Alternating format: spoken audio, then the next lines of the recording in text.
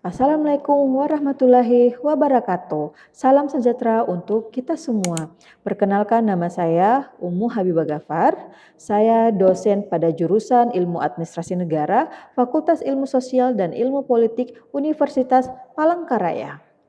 Video ini saya buat sebagai bentuk pernyataan diri unjuk kerja Tridharma Perguruan Tinggi atau disingkat dengan PDD UKPT tahun 2025. Pada kesempatan ini saya akan menyampaikan penjelasan mengenai mata kuliah yang saya ampuh, yaitu mata kuliah Administrasi Pembangunan dengan kode mata kuliah IGBP 063030. Mata kuliah ini memiliki bobot 3 SKS yang terdiri dari 16 pertemuan, 14 pertemuan pemberian materi, dan 2 pertemuan untuk ujian tengah semester dan ujian akhir semester. Mata kuliah ini merupakan mata kuliah wajib yang harus diikuti oleh mahasiswa jurusan Ilmu Administrasi Negara FISIP Universitas Palangkaraya. Mata kuliah ini sangat penting karena memberikan fondasi pemahaman mengenai bagaimana administrasi berperan dalam proses pembangunan, baik pada tataran teori maupun praktik. Adapun deskripsi mata kuliah ini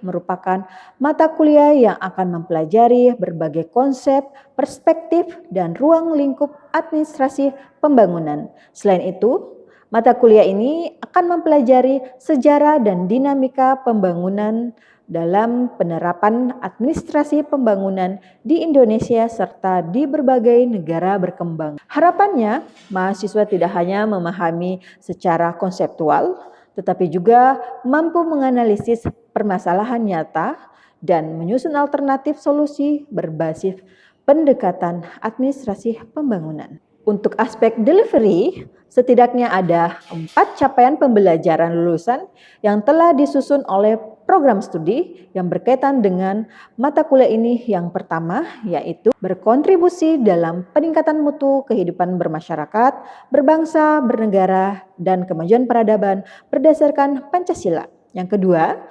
menginternalisasi sikap profesionalitas dan integritas. Yang ketiga, menguasai konsep teoritis administrasi, organisasi, birokrasi, kebijakan publik, pelayanan publik, perilaku organisasi, keuangan negara, reformasi administrasi, dan governansi publik. Yang terakhir adalah menerapkan pemikiran logis, kritis, sistematis, dan inovatif dalam konteks pengembangan atau implementasi ilmu pengetahuan dan teknologi yang memperhatikan dan menerapkan nilai humaniora yang sesuai dengan bidang keahlian. Adapun capaian pembelajaran mata kuliah antara lain, yang pertama, mampu memahami dan menjelaskan secara komprehensif konsep dasar ilmu sosial dengan menekankan pada fenomena administrasi pembangunan secara profesional. Yang kedua, mampu menjelaskan kerangka konsep dan implementasi administrasi pembangunan dalam pemerintahan daerah. Yang ketiga,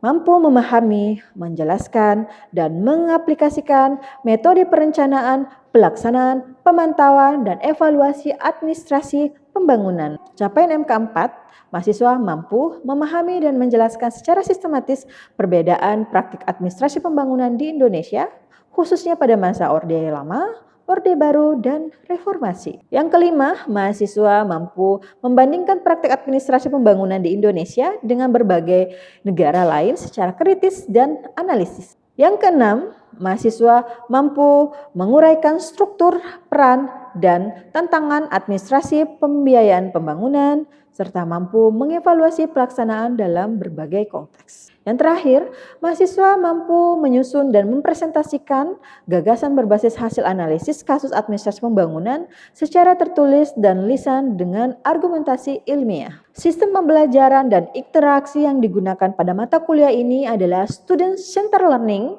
yang menempatkan mahasiswa sebagai subjek utama dalam proses belajar. Dalam praktiknya, pembelajaran difokuskan pada sistem student-centered learning, namun dengan proporsi lebih banyak pertemuan tatap muka luring untuk meningkatkan interaksi langsung antara dosen dan mahasiswa. Adapun tugas mahasiswa akan diberikan berbasis case study dan project based learning. Sebagian besar materi disampaikan melalui kuliah klasikal di ruang kelas yang dikombinasikan dengan diskusi kelompok kecil secara langsung, yaitu small group discussion, presentasi kelompok, dan sesi tanya jawab. Pembelajaran daring tetap dilaksanakan secara terbatas, hanya untuk pengayaan materi tambahan atau diskusi asinkron melalui Google Classroom.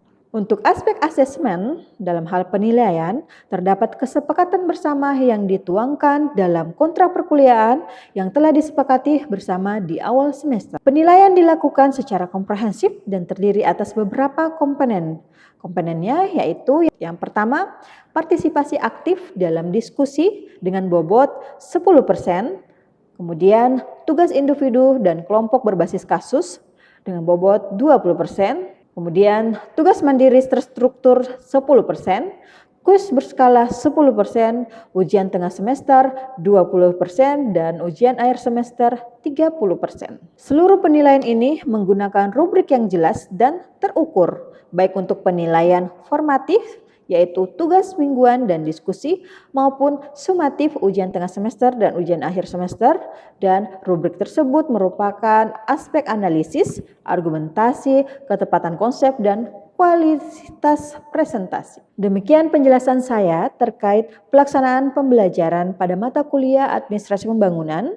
Semoga bermanfaat dan dapat memberikan gambaran menyeluruh mengenai strategi saya dalam mendesain, menyampaikan, dan mengevaluasi mata kuliah ini. Berikut video pembelajaran pada mata kuliah Administrasi Pembangunan untuk pertemuan ketiga, yaitu materinya ruang lingkup administrasi pembangunan, perspektif administrasi pembangunan, dan ciri-ciri administrasi pembangunan di negara berkembang. Baik, sekian dan terima kasih. Wassalamualaikum warahmatullahi wabarakatuh. Assalamualaikum warahmatullahi wabarakatuh. Waalaikumsalam warahmatullahi wabarakatuh. Selamat siang semuanya. Siang, Bu. Apakah dalam keadaan sehat hari ini? Alhamdulillah sehat. Oke, sudah makan? Sudah. Oke, berarti semangat ya untuk mengikuti pembelajaran hari ini ya. Iya, Bu. Hari ini Ibu akan menjelaskan mata kuliah Administrasi Pembangunan. Sebelumnya saya ingin menjelaskan dulu terkait dengan RPS. Tapi ini kan sudah Ibu sampaikan di pertemuan pertama dan pertemuan kedua ya. Nah, di RPS ini adik-adik bisa melihat capaian mata kuliah yang ingin dicapai sesuai dengan materi pada pertemuan hari ini.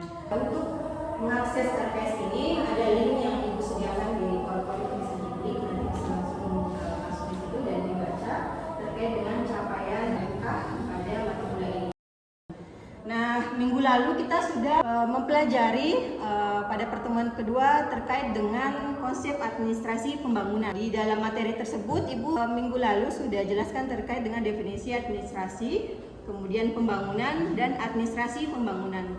Nah, dari materi sebelumnya, apakah adik-adik di sini ada yang ingin menjelaskan kepada Ibu terkait dengan apa itu administrasi? Oke, silakan sebut namanya.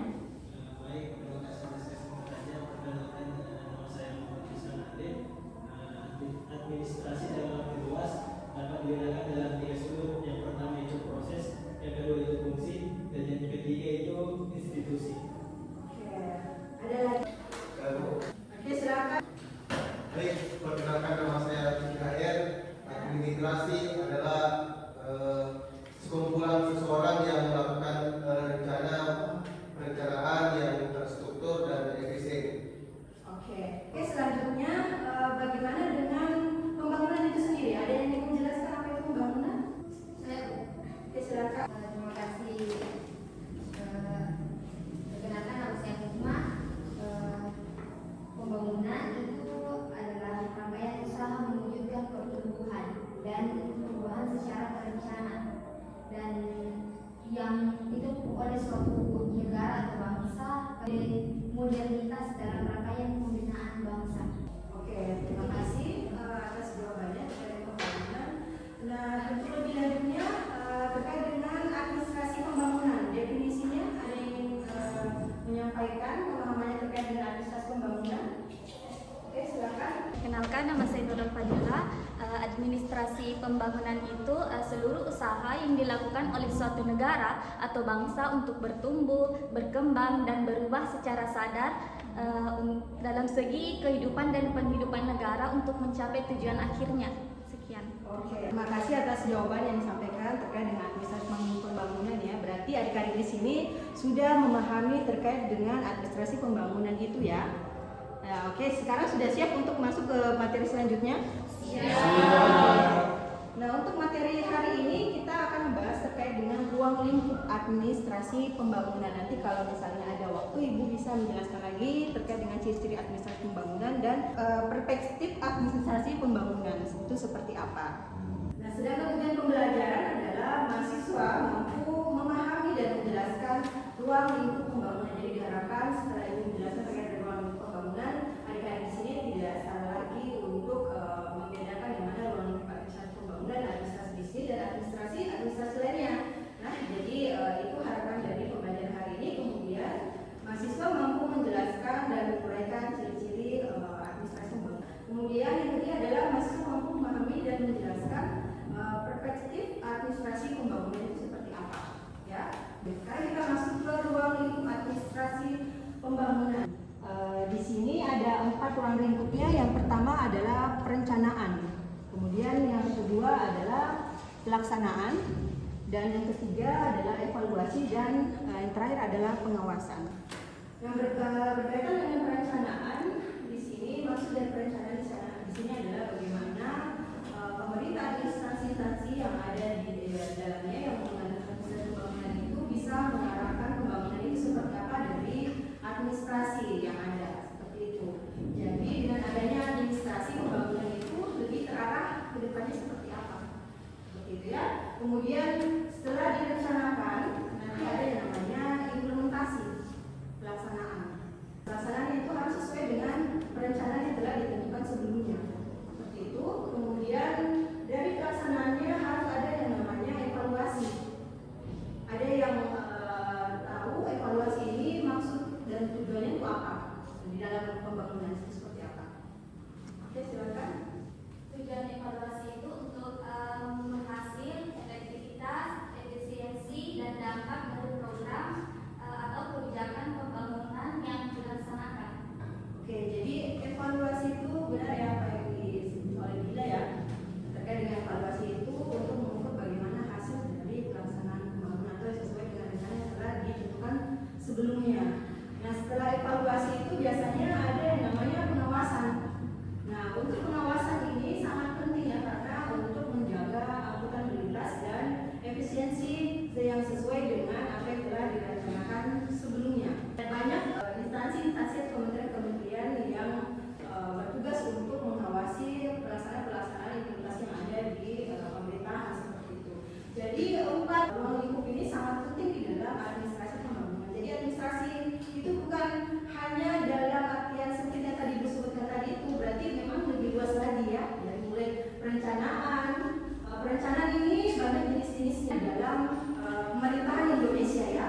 Ada RPJMP, kemudian ada RPJM, kemudian RPJP, RKA, dan banyak lagi yang terkait dengan perencanaan pembangunan. Oleh karena itu, kenapa perlu ada yang namanya perencanaan agar bisa terukur ke depan ini 10-20 tahun atau 5 tahun ke depan itu harus seperti apa pembangunan di Indonesia. Dan pembangunan juga itu bukan berarti harus fisik, ya, bukan hanya infrastruktur saja, tetapi bisa sosial, ekonomi, dan pembangunan yang lainnya, misalnya kesehatan, pendidikan, dan lainnya. Jadi lebih luas lagi pembangunannya, bukan hanya infrastruktur itu.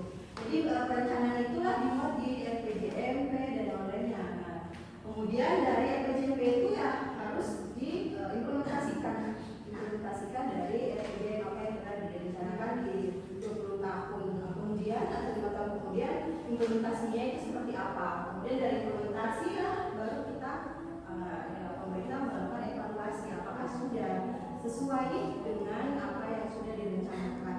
Jika sesuai, apa yang harus diperbaiki ke depannya. Jika ada kekurangan, apa yang harus dibuatkan kebijakan yang baru atau mengganti kebijakan-kebijakan sebelumnya. Kemudian adalah pengawasan. Pengawasan ini sangat penting untuk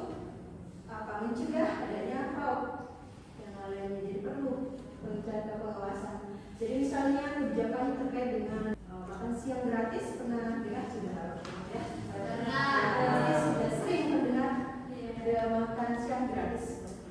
Nah, makan siang gratis itu apakah sudah sesuai dengan perencanaan atau hanya sekedar tiba-tiba harus ada kebijakan? Perencanaan ya. Ada perencanaan yang sudah disampaikan saat calon presiden kita mencalonkan sebagai presiden. Di situ kan sudah disebutkan dia visi-misinya seperti apa. Apakah berfokus pada ketahanan pangan atau kesejahteraan masyarakat atau negara terkait dengan kesejahteraan anak-anak didik yang ada di Indonesia seperti itu. Atau gizinya, nah itu dari visi misinya itu nanti dibuatkan perencanaan ya, seperti itu. Kemudian ada beberapa macam jenis-jenis perencanaan yang ada di Indonesia.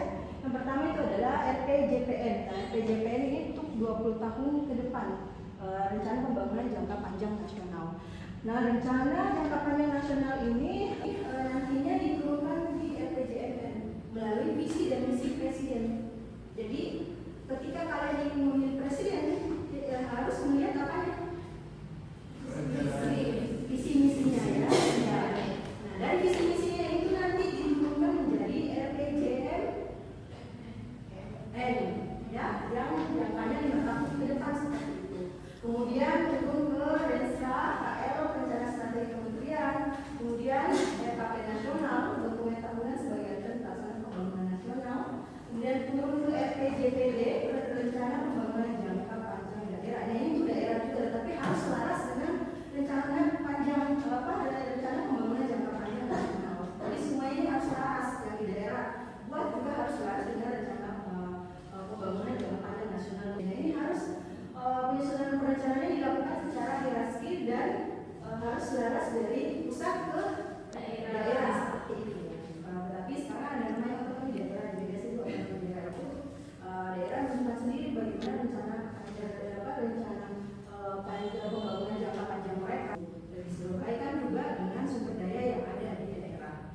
Kemudian, ya ini contohnya, contoh alurnya rencana strategis dalam sistem perencanaan pembangunan nasional. Ya, tadi ini sudah Ibu jelaskan ya terkait dengan RPJP nasional, kemudian turun ke visi misi presiden, dan dari visi presiden ini di situ dianggarkan dari RKP itu berapa rencana yang akan dikeluarkan oleh pemerintah terkait dengan kegiatan-kegiatan pemerintahan atau program-program yang ada di pemerintahan seperti itu. Kemudian turun ke Renja dan RKL, dan setelah itu apa yang harus dilakukan pemerintah yaitu membuat laporan kinerja pembangunan, anggaran, dan organisasi. Nah, setelah itu ketika membuat laporan itu apa yang harus dilakukan? Ya, benar, evaluasi ya, untuk memastikan apakah sudah sesuai dengan rencana yang ada sebelumnya. Kemudian setelah evaluasi apa lagi yang dilakukan? Pengawasan ya, itu diberikan tanggung jawab kepada kementerian yang memang tanggung jawab terhadap pelaksanaan program-program pemerintah. Oke, kita lanjut. Oke, Ibu lanjut ke perspektif dalam administrasi pembangunan. Nah, ini Ibu langsung membedakan antara perspektif klasik dan modern. Nah, kalau klasik itu masih menggunakan perspektif birokrasi Weberian. Nah, dia di situ masih kaku, belum ada kolaborasi dengan instansi-instansi lainnya. Sementara kalau modern di sini bisa dilihat ada kolaborasi dan partisipatif ya. Kemudian yang kedua adalah pendekatan top down yang berpusat pada pemerintah pusat saja, tapi tidak memberikan kesempatan kepada daerah-daerah yang mempunyai sumber daya yang ada. Nah, sekarang kan ada otonomi, jadi masuk ke modern governance modern yang melibatkan multi aktor di sini, bisa dari gubernur, bisa dari bupati-bupati, dan mereka diberikan kepercayaan untuk mengelola daerahnya sendiri seperti itu. Nah, kalau dulu tidak ada pusat atau saja, itu namanya sentralistik. Kalau di administrasi pengantar administrasi kalian pasti sudah paham terkait dengan itu ya. Di sana kalian sudah paham tentang itu. Kemudian berhasil perencanaannya terpusat, perencanaan terpusat. Nah, tadi memang itu yang dijelaskan memang masih jenis perspektifnya itu terpusat, tetapi sudah diberikan tanggung jawab juga kepada daerah-daerah untuk membangun daerah sendiri sesuai dengan sumber daya yang ada. Kemudian yang sekarang modern itu adaptif terhadap perubahan. Di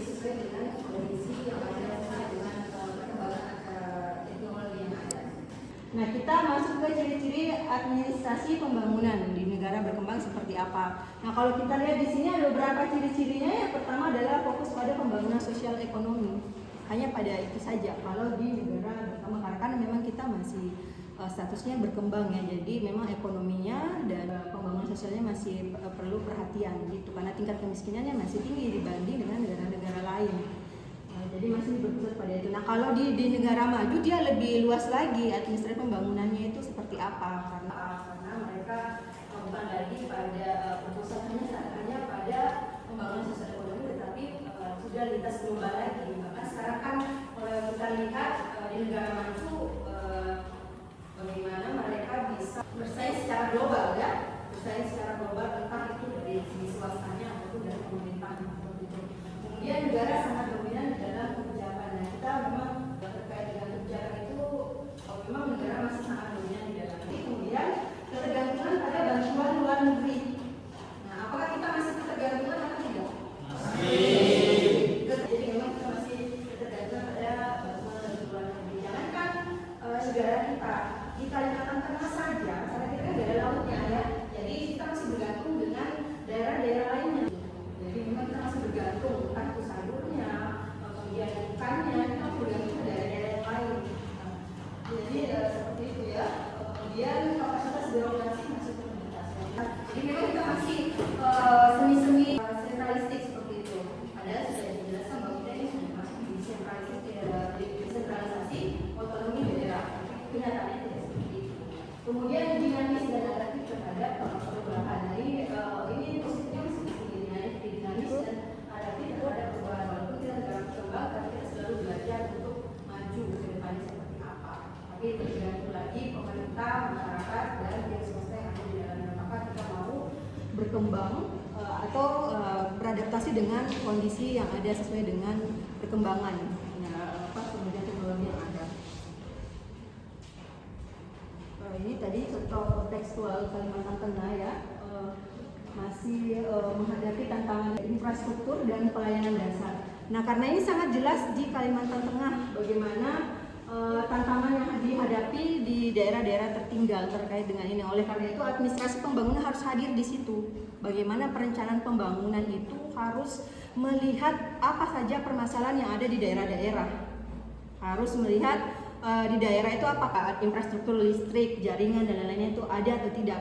Nah, kalau kita mungkin di kota kita tidak merasakan itu, tapi Ibu sering melakukan penelitian di daerah-daerah terpencil, di situ sama sekali tidak ada listrik dan tidak ada jaringan. Jadi kalau kita ingin menghubungi keluarga kita harus pergi ke, misalnya ini di desa, kita harus pergi ke kecamatan untuk bisa menghubungi keluarga kita. Nah, itu kan yang miris ya. Seharusnya dari itulah administrasi pembangunan harus hadir supaya perencanaan pembangunan itu bisa menyasar semua daerah-daerah terpencil. Itu didapatkan dari mana? Dari musrembang. Nah, itu dari musyawarah itulah seharusnya pemerintah menghadirkan solusi yang terjadi di daerah-daerah. Kemudian yang ketiga perlu kolaborasi lintas aktor untuk membangun keberlanjutan. Oleh karena itu administrasi di sini, administrasi pembangunan di sini harus hadir mulai dari perencanaan, implementasi, evaluasi dan pengawasannya seperti apa. Sampai di sini ada yang ingin ditanyakan? Silakan.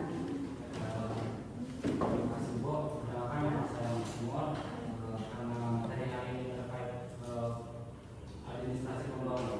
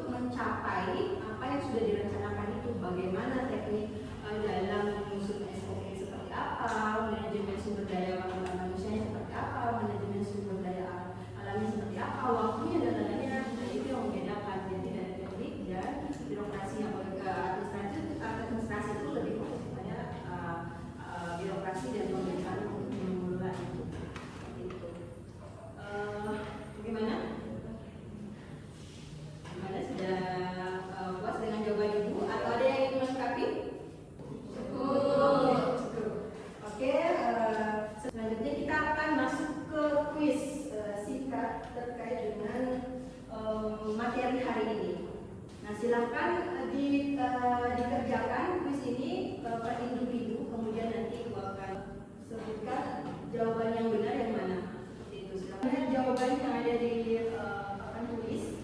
Untuk nomor 1 itu adalah jawabannya adalah C, distribusi. Yang kedua adalah B, mengukur hasil yang dapat. Oke. Yang ketiga, menentukan arah pembangunan. Yang keempat, C, menjaga akuntabilitas dan efisiensi.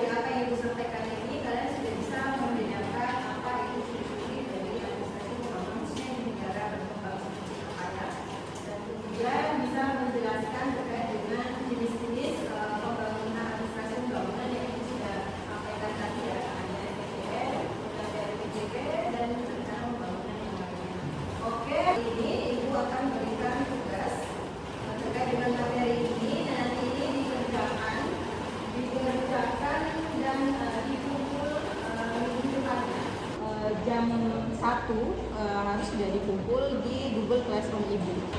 Tugasnya itu mahasiswa diminta memilih satu program pembangunan desa atau daerah di Kalimantan Tengah, misalnya ya program BUMDes, kemudian pembangunan infrastruktur atau program-program kesehatan atau pendidikan atau pangan dan program-program lainnya. Kemudian nanti dijelaskan program tersebut, kemudian perspektif kebijakan yang digunakan, kemudian memiliki asesmen pembangunan yang tampak dari pembangunan yang ada di daerah kalian. Kemudian tantangan dan faktor keberhasilan atau dari program tersebut. Kemudian nanti untuk penilaiannya bisa dilihat di sini. Bagaimana? Mengerti dengan tugasnya? Oke, mungkin ini saja ya yang Ibu sampaikan pada pertemuan hari ini. Kita bertemu lagi di pertemuan selanjutnya ya. Semoga dari sini dalam keadaan sehat supaya kita nanti bisa bertemu di pertemuan selanjutnya. Terima kasih semuanya. Selamat melanjutkan pembelajaran